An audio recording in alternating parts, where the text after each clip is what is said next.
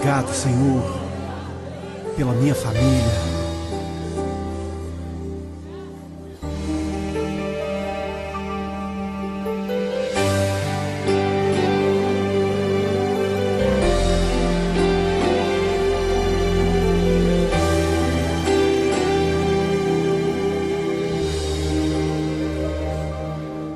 Te agradeço pela minha família e por tua presença no meu lar.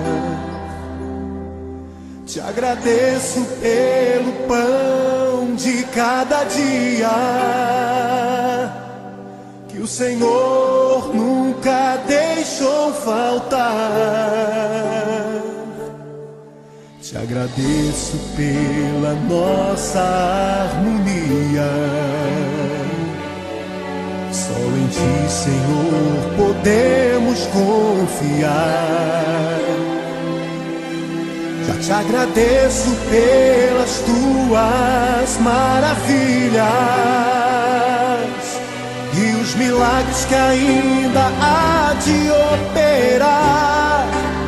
A minha família é bênção do Senhor, me ensina a tratar minha família com amor, edifica minha casa para o Teu louvor. A minha família é um presente do Senhor.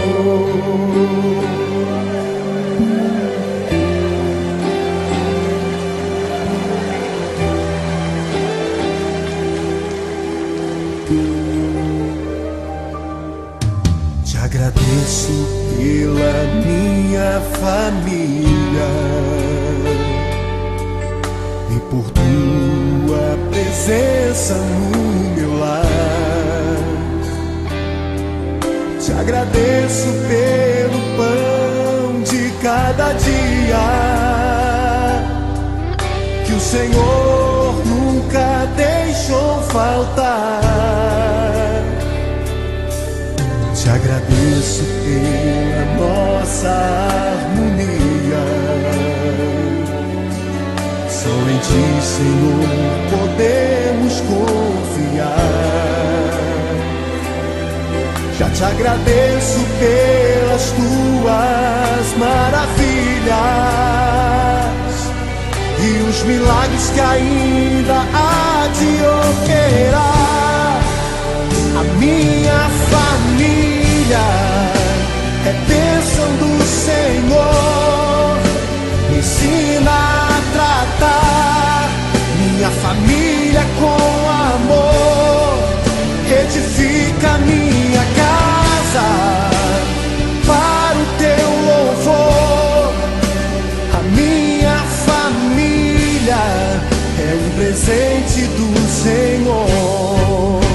A minha família é bênção do Senhor, me ensina a tratar minha família com amor, edifica minha casa para o Teu louvor.